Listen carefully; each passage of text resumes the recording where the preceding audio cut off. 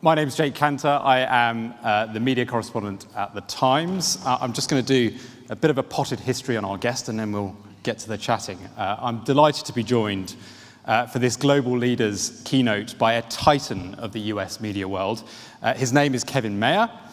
Kevin worked at Disney for 15 years, helping transform the Mouse House through acquisitions of 21st Century Fox, Lucasfilm, and a little brand called Marvel. Later, he launched Disney Plus, and the streamer went stratospheric. It has 116 million subscribers and counting. After missing out on the top job at Disney last year, Kevin became the chief executive of TikTok, the wildly popular social media platform. It proved to be an ill-fated move, unfortunately, that only lasted 3 months after Donald Trump threatened to ban TikTok in an attempt to force a sale of its US operations.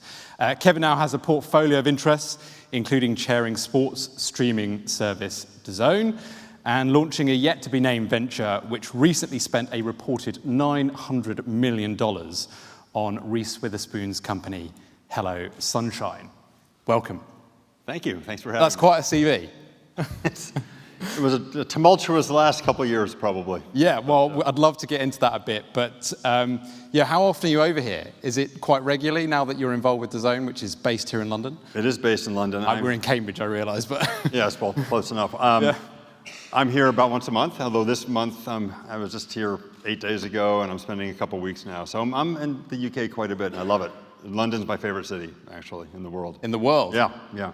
Okay, that's quite a credit. And before we kind of get into what you're up to at the moment, I wanted to just go back to right back to some of your formative years. I mean, was there an experience that you had of watching a TV show or a film that made you think, this is the business for me and I can really make my mark in it? As a child, you mean? Yeah, as a child, as a teenager.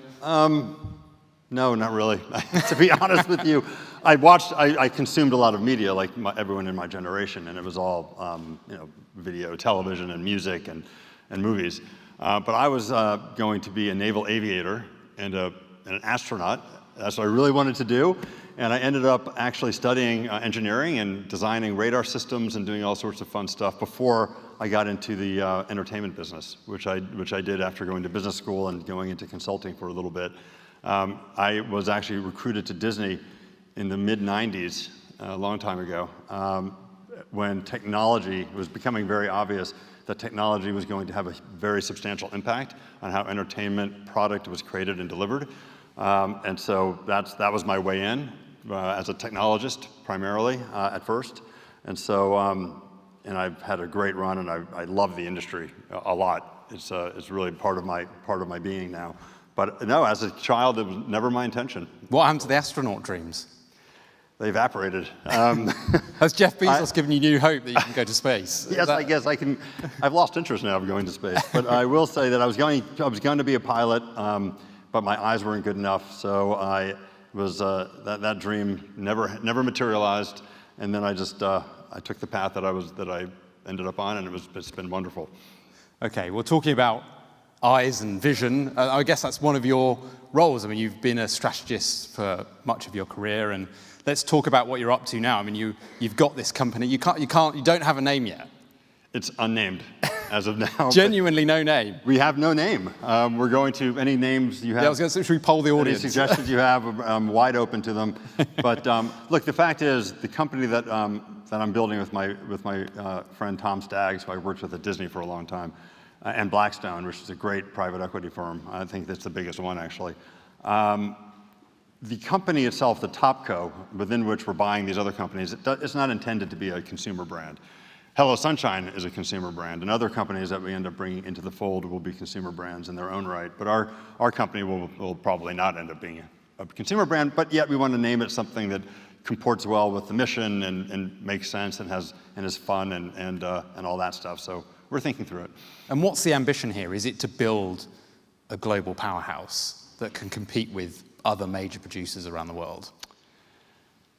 Look, we're not there. We're not trying to build something that is meant to compete better or worse than anything else. We're just trying to serve global audiences in a way that's built for the future.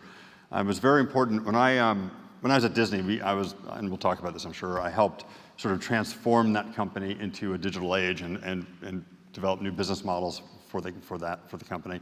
Then I was at TikTok, although briefly I learned a lot while being at TikTok. And one of the things I learned is that the bond, and I'm sure you heard this from Robert Kinsel earlier, who's a genius at this stuff, but the bond between creators and their followers is very emotional, it's very deep, and it's very, it can be mined for a lot of commercial opportunity.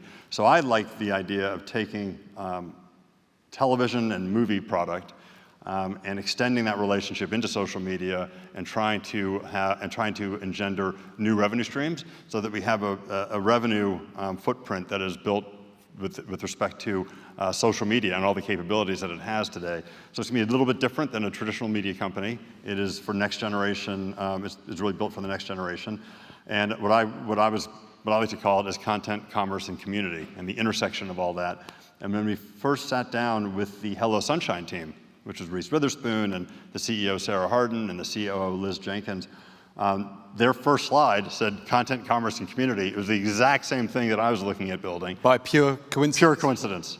And that was the first indicator that we were onto something with them. So that's what I want to build. And it's sure, they didn't have the inside track on what you were planning. I'm sorry? Yeah, they didn't have the inside track on what you were planning. It was pretty interesting. Okay. And Reese Witherspoon has, it seems like she's got the Midas touch. If you look at things like The Morning Show and Little Fires Everywhere, that must have been a big part of the attraction. It is. I do think that she has her finger on the pulse of what her audience wants. And I like these, brands are only meaningful when they attach emotionally to a certain audience. And she has, the women, sort of next generation women and modern women firmly in mind. And she has a sense of what the culture is about and how it intersects with the concerns of that audience. And she knows how to build stories out of that. And I love what she's doing. It's an underserved audience. She's also creating opportunities for women to have more say in how TV shows and movies are produced and get better roles in them. And that's been an underserved audience, both from sort of the consumption side, but also from the production side. And I love the mission. I love the passion that she has, and it's just a great team. And she has had the Midas touch for sure. So obviously it's a very lucrative deal for her. But what do you guys bring that she perhaps doesn't have already? Well, she's going to be part of a larger whole where we're going to bring in other category-defining businesses and brands that will fill out a whole spectrum of audience and the associated brands serving those audiences. And I think that when you have all those pieces pulled together in a scaled way, that also, with each piece being complementary, the way we're planning to do it, and I have no news on other acquisitions that we're considering, but we are considering some, obviously. Tell us what they are. Please. I can't tell you what they are, but you'll find out. Are you looking at any British companies? It will all be known soon. British companies? We are looking across the world at all opportunities. So I'll take that as a yes. So anyway, I think she and her team felt that being part of that enterprise would get her more relevance than she would otherwise have, more impact, and I think the business model will be quite resonant. Okay. Well, while we're sort of talking about acquisitions, obviously it was a huge part of what you did at Disney. Yeah. Take us inside the boardroom on some of those deals. What was it like, for example, sitting across from Rupert Murdoch or from the guys at Marvel? How did you get those deals over the line? Well, some of them were really hard. Some of them were not quite. They're all hard. All these deals are difficult. They're not easy. But I was head of mergers and acquisitions for quite some time and the chief strategy officer. So at Disney, we were very careful when we contemplated acquisitions. We led first with the strategy for the company. What did we want to accomplish? Where was the industry going? Where was Disney situated in the dynamics of an industry? What were our competitive advantages, and how do we build on those through acquisition? So we were quite careful about that. But as a result, once we had our eyes set on an acquisition, we were pretty certain it was going to work. Now, not all acquisitions do work, and we had ones that didn't. But by and large, when we deployed real big capital, they all worked pretty spectacularly. So look, we started with Pixar, and the guy in the boardroom there was Steve Jobs. That was very interesting.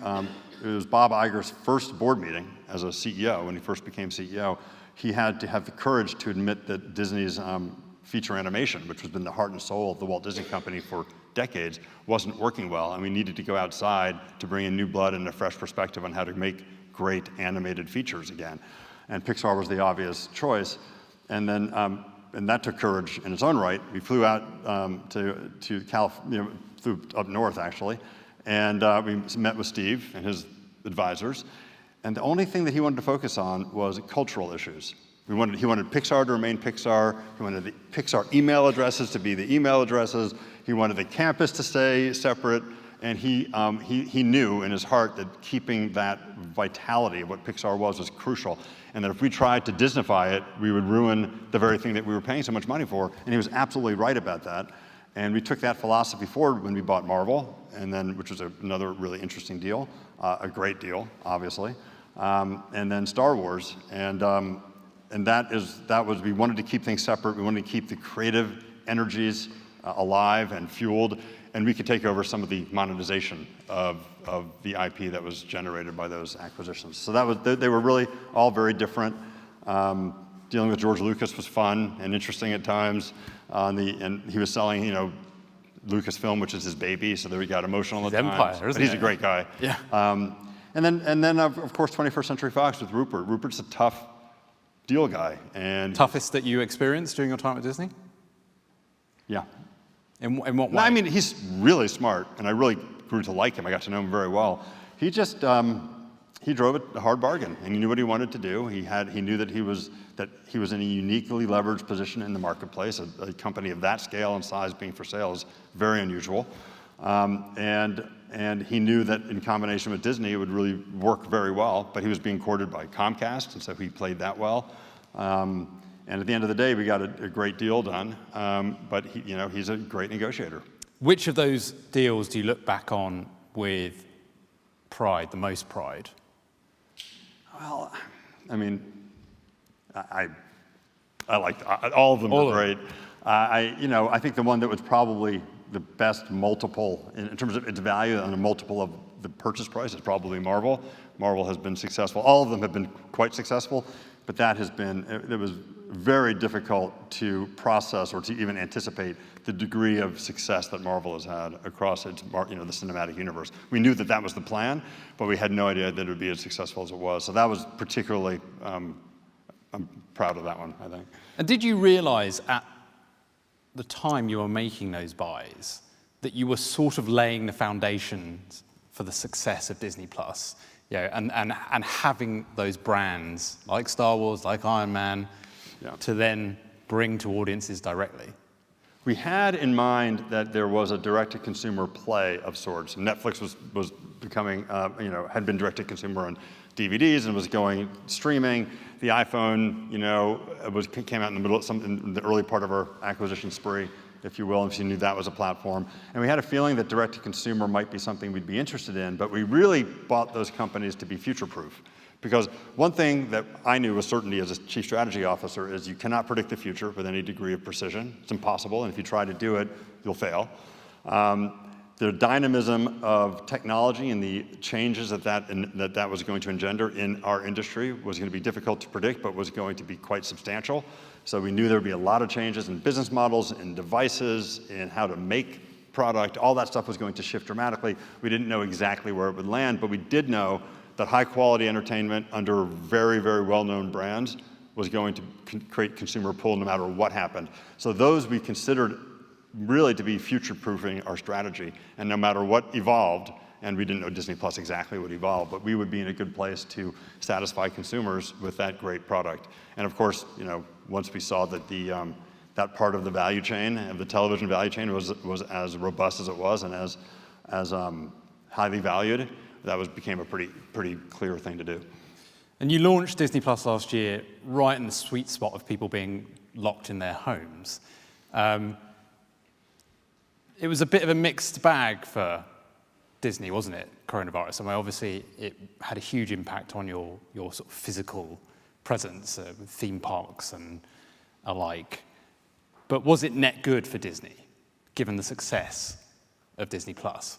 Was the pandemic net good for Disney? Yeah. I don't think that I would say that at all. It killed many of our businesses for a long period of time. As you said, the physical businesses, it was hard to produce new product. It put a lot of the Disney Plus, even the Disney Plus programs that were meant to be brought to market earlier, they were delayed quite substantially and were more expensive than we had wanted them to be. But and I think the Disney Plus. But would it have had its success? Well, in Disney the Plus, same way? we launched it in 2019, in November 12th, I'll remember very well, in 2019. Yeah. We had 10 million subs the very first day we launched, and we had 30 million subs within a month, as I recall. And the European launch was at the very beginning of the pandemic. Yes, that's kind of where my brain is at. That was Europe, of course. We're sitting in the UK. We were here in the UK, and it was that's like, when it launched oh, here. Disney Plus is here now. But it already was quite on a very successful trajectory in the US. And look, was the launch enhanced somewhat because of the pandemic? Probably. But I do think that we priced it so low. Remember, the price of $6.99 is such a low price point. It was meant to democratize access to Disney Plus and make it you almost had to ask yourself, why not subscribe versus why should I subscribe? That was the notion. And I think, that coupled with the great brands we have and the great content that's in it, I think it would have been almost as successful. Probably, it probably did boost it a little bit, but I think net for the company, the pandemic was definitely not a good thing. Okay. Let's talk about TikTok. Mm-hmm. Absolutely fascinating company. I'm sure it's on the minds of a lot of people here, given its success. You were there for 3 months. What was it like? What did you learn? And when did you know the writing was on the wall in terms of the fact that Donald Trump was coming for the company? Well, it was a long 3 months. It seemed like a long time, but it was fun. It was energizing too. I mean, TikTok is an amazing product. It learns your preferences in a very nuanced way. And if you and I launched TikTok, you don't have to sign into it to understand your preferences. All you have to do is use it, and you don't have to follow anyone or like anything. Just the way you use it, how quickly you scroll through videos. The speed with which you dismiss a video shows you really don't like it very much. And if you kind of dismiss it, gingerly, then maybe you liked it a little bit. It's an amazing personalization engine using artificial intelligence in a way that's really difficult to replicate, and it's quite cutting edge. And the form factor of the video, it's really, really great. So that I knew going in. And the team in China is a fantastic team. They have a technical prowess which is second to none, frankly. It's as good as any Western team there is. And the founder was a great guy, and it was all fabulous from that perspective. But a month into my tenure is when it was banned in India, because I'm not sure how many people will remember, but China attacked the border of India and killed like 25 Indian soldiers, and that created a lot of havoc and a lot of geopolitical difficulties. And as soon as we were banned in India, a month into my tenure, it started to reverberate, and I was thinking to myself, this might not be good. And Trump is very close to Modi, and I think that Trump, and then there was this issue when some TikTokers who we don't control, TikTok doesn't control what people use TikTok for, and we shouldn't. They bought a lot. They signed up for a Trump rally to take up a lot of the space, but they had no intention of going. So he thought it was sold out, and he went to this rally. I think it was in Tulsa, or Oklahoma City, somewhere like that. And so he was embarrassed by that. Couple that with the ban in India, and then it escalated very quickly. It always comes back to a rally, doesn't it, with Donald Trump? It always comes back to a rally. And so it became clear, a month or a month and a half into it, that there was going to be an issue. I thought we could ride it out, but it looked like it was escalating to a sale for sure. Especially there's a thing called CFIUS in the U.S., the Committee for Foreign Investment in the U.S., that runs across the Senate, the House, the executive branch of government, and they had ruled that it had to be divested. So it seemed like it would, and it seemed like my role was no longer going to exist. And I don't know what's going to happen ultimately. It's still circling. Still around. there's still in a bit of a holding pattern in Washington, isn't it? Yeah. Did you speak to Donald Trump at any point I did during not. those months? No? I've never spoken to Donald Trump. What about any of his aides at Washington? Yeah, I mean, I spoke with Stephen Mnuchin quite a bit. He's the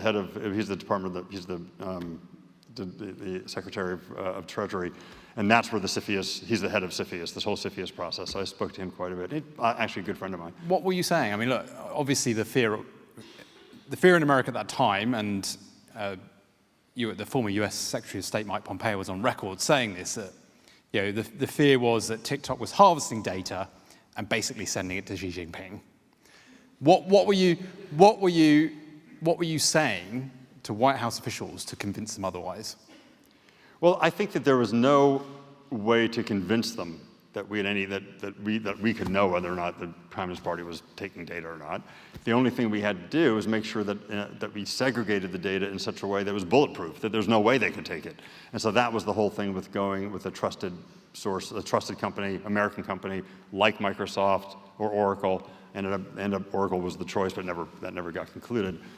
So I think the interest of the government was just to put a hard barrier between the U.S. data and China, and do that in a way that can be audited and verified. And I think that's what will ultimately happen. I'm not sure it will require a sale of TikTok or not, but there will be, I think, some trusted company that warehouses and handles the data that is outside of China. That's probably inevitable, I think. Should we be worried that TikTok is taking our data and giving it to China? I mean, is that... And they might get the latest dance moves. I mean, what's going to happen? I don't know. I'm not all that concerned about it, but I guess I'll leave that up to the government officials. No, but was that something that crossed your desk while you were there? Did you ever have concerns that was happening? I did not personally have concerns, no. No? Okay. We haven't really touched on DAZN, which is why I'm here. Yeah, I was going to say, we should probably talk about DAZN, which is really making a splash, or it has done in the last few months. For those who don't know, there's a big deal with Eddie Hearn for boxing rights, and you've unseated Sky in Italy as the rights holder of Serie A, which is a huge deal. I mean, that deal lasted for decades with Sky, didn't it?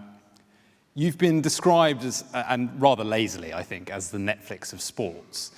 What do you make of that moniker? And if you don't like it, what do you prefer? Well, look, there are worse things than be called the Netflix of anything. I mean, Netflix has been a massive success, and I watch it all. I use it a lot, and I love that.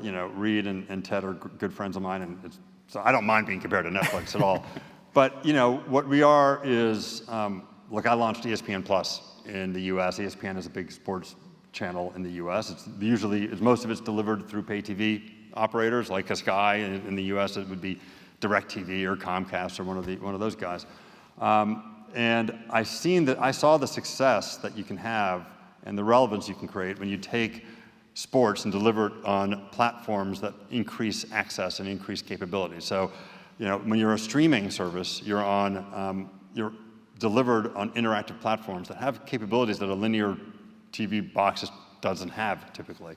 So you can be consumed on the go. You can be consumed on a cell phone, on an iPad. It introduces incremental viewing opportunities from a time and place perspective that you wouldn't otherwise have. So there's a convenience factor there. And really, at the end of the day, streaming is just the technology by which these bits are transported from a server to a screen. And so I don't think of streaming itself as being that big a deal, whether it's delivered over the internet or through a satellite stream, down to a television set. It's the capabilities that these devices bring to the party, which is going to be a big differentiator. So I saw it work very well in the U.S. with ESPN Plus.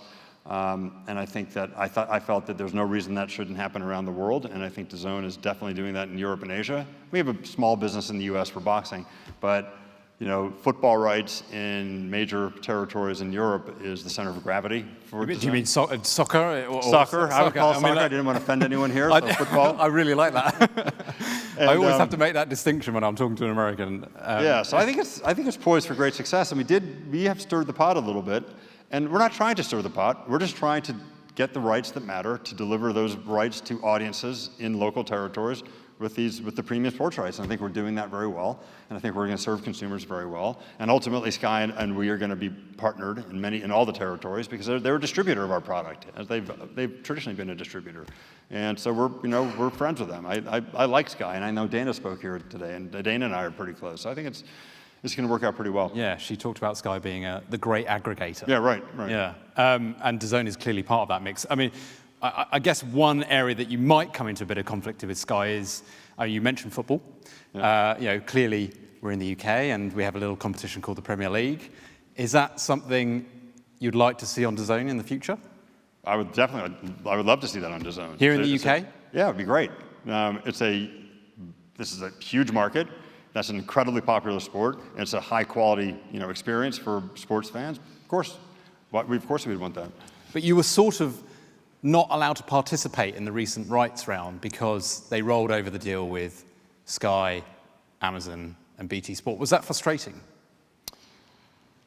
Look, I'm sure there were good reasons for it. We'd like to be able to compete for rights when they come up. So I think that was an unusual circumstance, and certainly we want to be at the table or have a chance to be at the table in the future. So I would hope that that's how it would be handled going forward. Do you think you can be at the table by buying BT Sport? Possibly. I mean, look, it's. I can't really comment on that. I know there's been rumors about that, and I think that's flattering. Well, you've been directly linked with acquisition talks. Is that something on the agenda? We would love to have the EPL ultimately. How we get there, there's many paths to get there. You're philosophical about the route. I'm philosophical about the route. Whatever route makes the most sense. BT Sport is a great business. It's they have a lot of rights that are fabulous. The EPL, Champions League, rugby. They're well configured. It's a good sports service. Is that something that's still live? I know Carolyn McCall was saying that potential sale has gone very quiet, but do you know otherwise? It's really quiet. You're right. It's extremely quiet. Okay, what about in America? NBC's deal for the Premier League is up at the end of this season. Is that, you've talked about it being a small presence in America. Do you want to grow it? Could the Premier League be a way of doing that? That's a good question. We haven't thought that much about it, but I don't think it would be smart for DAZN to have a real focus on the U.S. It's an ultra-competitive market. The pay TV operators are there. ESPN is there. So I think we're going to take a pretty light approach to the U.S. That's not going to be part of our core strategy. Okay. I just wanted to take a step back a bit and maybe talk about some of the issues that are going on here in the UK. I wanted to get your perspective on the BBC. We are at a situation where the government is potentially going to give the BBC a below inflation increase to the licence fee, which would be a real terms cut. How important is the BBC to the UK's global standing? And should the government be supporting it rather than cutting its funding? Well, as a bit of an outsider, a US citizen, I would say it's quite important, actually. The BBC is an integral part of the brand of Britain, if you want to call it that. The journalistic integrity is beyond reproach. In this day and age, that's super important. So I think it's an important voice of the world. I think that a lot of people look to the BBC as the place of record for news events. So I think it's very worthy of support. Like, I don't know the details of how much the license fee is or where it's going to, but I would argue that it's a national treasure and it should be treated that way. Okay, and another big topic of discussion is privatising Channel 4. Now, I don't know how much you know about this, but it's a huge matter of debate. There could be American companies looking at Channel 4 if it is put up for sale. Is that something you could foresee, a big American company buying a broadcaster like Channel 4 in the UK? There's no reason not. It's a great business. It's one of the major broadcast channels here in this country. Would an American media company like to own that? I'm sure there are many that would. Should that happen? I really don't know. I don't know if I'm not that familiar with the situation. What about your new company? No, we're not getting into broadcasting. No. That much I can say pretty definitively. We're not buying broadcasters. I think that's the only news line I'll get out of it, or maybe, I don't know. Okay, I think we're pretty much out of time. Just one more question, and it's just, what are you watching at the moment? And what UK shows have you loved over the years? UK shows I've loved. Killing Eve is great. I love that. I know this goes back a little ways, but I love Downton Abbey. I guess all U.S. people love that. The Great British Bake Off. My family watches that it's together. Coming back shortly, so it's great. It's really a lot of fun to watch that. There's a lot of great shows. I would say that the UK has been historically a font of creativity for television, and their shows are very popular around the world, just as much as the U.S. I would say, or maybe more so. And the formats that it created here have great global appeal. The unscripted formats especially have been really great. So look, I think there's a bright future ahead for UK television, and it's a fabulous institution. Fantastic. That feels like an optimistic note on which to end. Thank you so much for joining us.